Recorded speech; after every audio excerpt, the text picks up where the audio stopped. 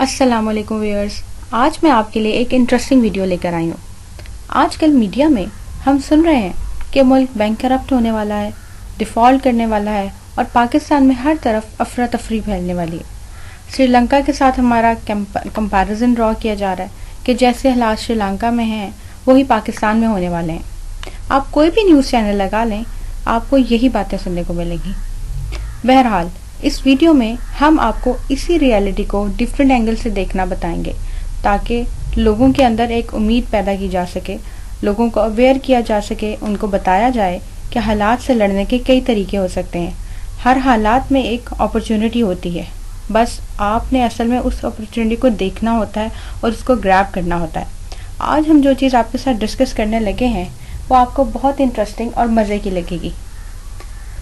अच्छा जी, तो पहली स्लाइड है that the ball is in your court.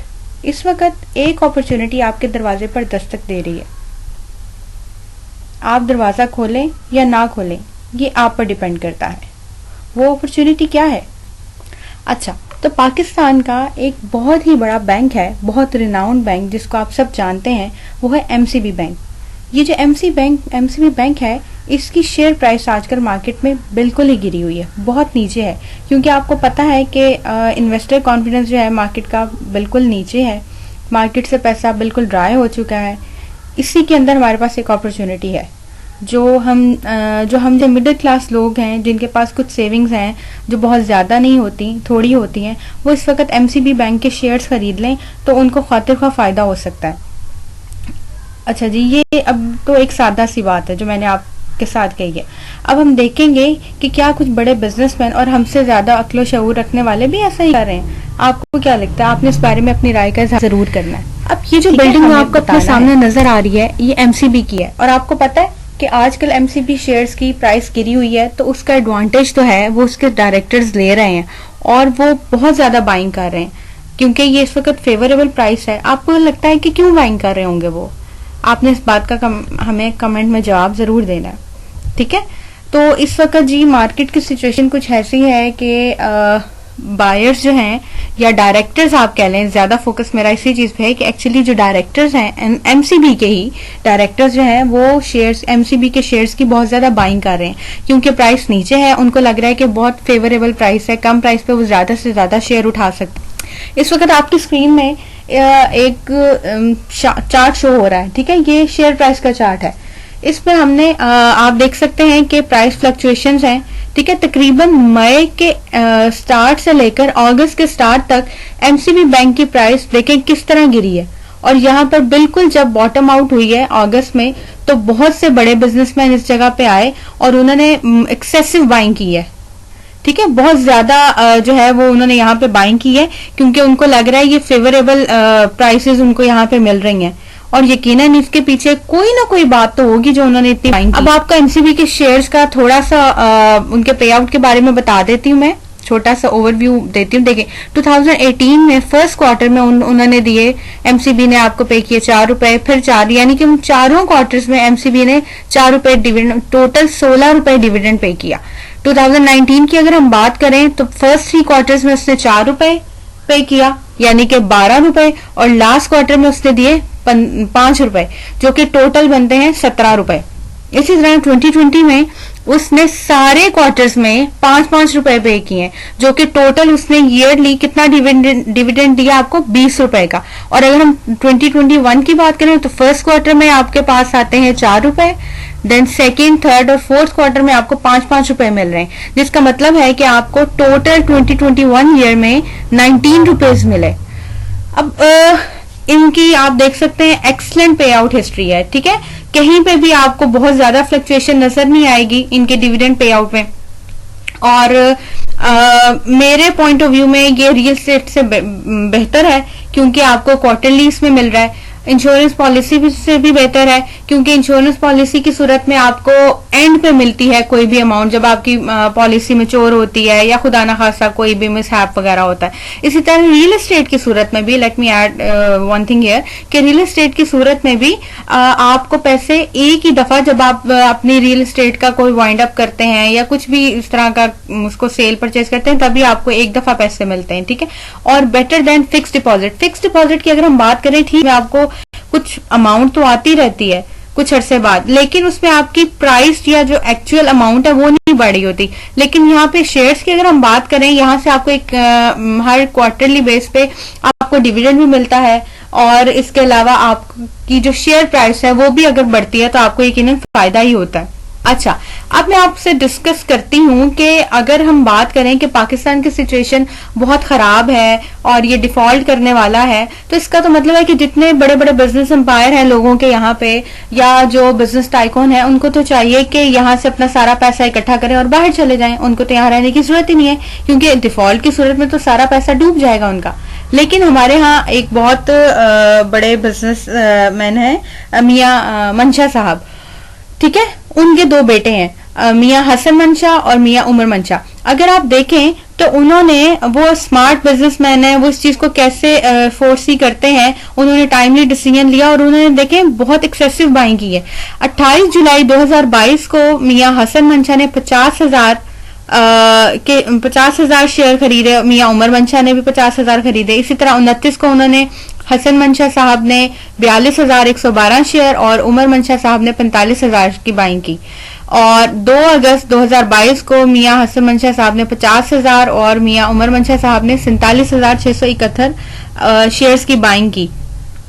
इसका मतलब है कि टोटल उन्होंने जो है बाइंग की, मियां हसन मंशा साहब ने 1,42,112 और मियां उमर मंशा साहब ने 1,42,671 शेयर्स की बाइंग की, ठीक है। अब इसका मतलब है कि वो, उनको लग रहा है कि बैंक जो है एमसीबी फर्दर फ्यूचर में ग्रो करेगा, ठीक है, इसलिए उन्होंने बैंक में इन्वेस्टमेंट की है, टाइमली डिसीजन लिया क्योंकि prices are low these days.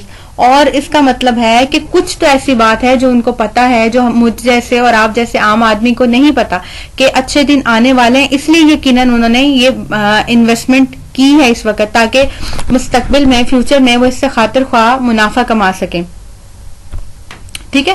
तो अगर हम भी थोड़ा बहुत इसमें उनको देखें, इस ट्रेंड को देखें, तो मेरा ख्याल है कि हमें भी, अगर हमारे पास कुछ सेविंग्स हैं तो हमें भी ये शेयर्स बाय करने चाहिए।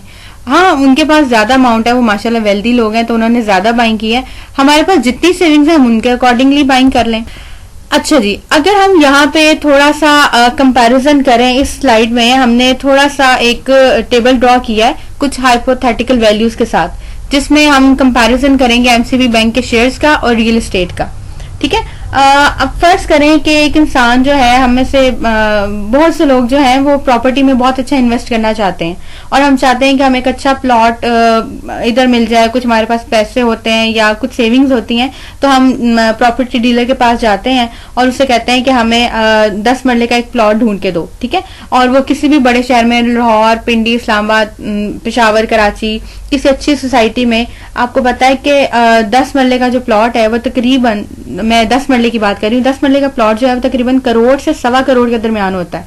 और ये हम सब जानते हैं कि उसके ऊपर गवर्नमेंट के ने जैसे कि टैक्सेशन भी बढ़ा दिया है, सोसाइटी के भी अपने चार्जेस हैं, इसके अलावा मेंटेनेंस चार्जेस भी होते हैं। तो ये एक बहुत एक्सपेंसिव किस्म की इन्वेस्टमेंट बनती जा रही है पाकिस्तान में।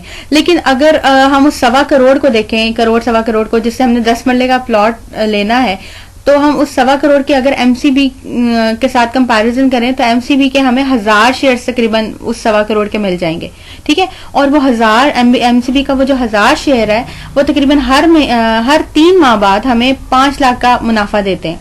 और ये जो 5 लाख का मुनाफा है ये उससे बहुत बेहतर है जो रियल एस्टेट से हम अपना प्रॉफिट निकालते हैं, क्योंकि बैंक जो है आपको पता है कि तरक्की कर रहा है, ग्रो कर रहा है, और bank will continue its business. जैसे जैसे बैंक ग्रो करेगा ये मुनाफा जो है 5 लाख से बढ़कर 6 लाख हो जाएगा, 6 से बढ़ के 8 लाख हो जाएगा।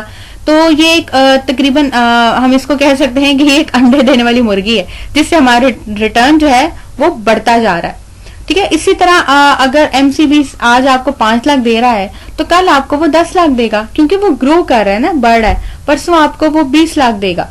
तो आप ये शेयर्स अपने बच्चों के लिए खरीदें, आपके बच्चे भी इससे मुनाफा हासिल करेंगे। जिस तरह मियां मंशा ने अपने सारे बिजनेस एम्पायर्स अपने बच्चों के लिए बनाए, और आज उनके लिए बच्चे ना सिर्फ वो शेयर लेकर बैठे हैं बल्कि मजीद बाइंग कर रहे हैं। इसी तरह आप भी अपने बच्चों को सेविंग्स की ये हैबिट सिखाएं और इस अपॉर्चुनिटी को ग्रेजुअली अवेल करें। आहिस्ता आहिस्ता छोटे स्टेप्स लें और 5-10 सालों में इंशाल्लाह बहुत आगे पहुंच जाएंगे। ये एक बहुत जबरदस्त सोर्स ऑफ इनकम है। आप यानी कि कुछ भी नहीं कर रहे फिर भी आपके अकाउंट में पैसा आ रहा है। अच्छा, अगर हम इनका देखें जायजा, अगर आप स्क्रीन पे देखें मेरे पास, तो ये मैंने कंपैरिजन किया है। एक तो ये कि एमसीबी की जो इन्वेस्टमेंट है बहुत सिक्योर है। आपने देखा होगा कि बैंक्स जो हैं उनमें कोई फ्रॉड का चांस नहीं होता, तो मुझे लगता है कि ये एक सिक्योर किस्म की इन्वेस्टमेंट है। उनका बिजनेस सेटल्ड होता है, ठीक है, रिलायबल कैश फ्लोज आ रही होती हैं। आपको पता होता है कि आप पे कोई अगर प्लानिंग है और आप उन कैश फ्लो को ज़हन में रखते हुए अपनी प्लान करते हैं कोई अपना इवेंट या कोई भी चीज, तो वो हो सकती है। उसके अलावा स्टेट बैंक और एससीसीपी और पाकिस्तान स्टॉक एक्सचेंज वो जो है वो बहुत जबरदस्त रेगुलेटर्स हैं। अच्छा, एक बात और, अभी यहाँ पे जरा ये टेबल पे अगर आप आए, ये देखें, अगर आप 1 लाख शेयर खरीदते हैं, ठीक है, और आपकी इन्वेस्टमेंट है 1.25 करोड़, तो आपको क्वार्टरली कितना प्रॉफिट मिलेगा? 5 लाख। और अगर आप वही 1 लाख शेयर 1.25 करोड़ के खरीदते हैं तो ईयरली प्रॉफिट आपको कितना मिल जाएगा? आपको वो मिलेगा 20 लाख, ठीक है। अच्छा, वीडियो के एंड में मैं आपसे एक बात कहना चाहूंगी कि असल में रियल एस्टेट को रेगुलेट करने के लिए पाकिस्तान में कोई रेगुलेटरी अथॉरिटी नहीं है, ठीक है। कोई भी बंदा जो है हाउसिंग कंपनी बना सकता है, कोई भी शुरू कर सकता है। उसके पास जमीन है नहीं है, वो कितनी फाइलें बेच रहा है, कितनी नहीं बेच रहा, किस कीमत पे बेच रहा है, वो खुद से भी डिसाइड कर सकता है, ठीक है। यहाँ रियल एस्टेट की बात हम इसलिए बार बार कर रहे हैं, उसकी एग्जांपल इसलिए बार बार ले रहे हैं क्योंकि ये पाकिस्तान में एटलीस्ट लोगों की फेवरेट इन्वेस्टमेंट है। और इसमें कोई शक नहीं है कि रियल एस्टेट ने बहुत लोगों को फायदा दिया है और ये अभी भी बहुत फायदेमंद है। लेकिन हम चूंकि ये एक कंपैरिजन ड्रॉ कर रहे हैं बिटवीन द टू, तो यहाँ स्टॉक एक्सचेंज आपको पता है कि एक बहुत अच्छा रेगुलेटर है, एससीसीपी बहुत अच्छा रेगुलेटर है, स्टेट बैंक बहुत अच्छा है। आपने कभी नहीं सुना होगा, मैंने तो कभी नहीं सुना अपनी अभी तक की जिंदगी में जो मैंने गुजारी है कि कोई बैंक डिफॉल्ट कर गया, तो कम से कम पाकिस्तान में अल्हम्दुलिल्लाह। तो बैंक में अगर आप इन्वेस्टमेंट करते हैं तो ये बहुत सेफ है, सिक्योर है इन्वेस्टमेंट, क्योंकि उनकी रेगुलेशन बहुत स्ट्रांग होती हैं और कोई फ्रॉड का चांस नहीं होता, डॉक्यूमेंटेशन प्रॉपर होती है, कोई एक बंदा उसको लेके नहीं चल रहा जैसे सोसाइटी में कोई एक हेड होता है। मतलब ये एक प्रॉपर एससीसीपी और स्टेट बैंक उसको रेगुलेट कर रहे होते हैं, और ये कि जितना भी प्रॉफिट होता है, मुनाफा होता है, वो डायरेक्टली आपके बैंक अकाउंट में आ जाता है, आपको पता भी नहीं चलता, ठीक है, कि आपको ये कुछ करना है या इसके पास जाना है या उसके पास जाना है। आई होप कि मेरी आज की वीडियो आपको पसंद आई होगी। आपने कमेंट्स में हमें बताना है कि आपको अगर कोई बात पूछनी है या कोई आपके माइंड में बात है तो आपने हमसे जरूर शेयर करना है, ठीक है। मिलते हैं आपसे अगली वीडियो में, और टिल देन टेक केयर, अल्लाह हाफिज।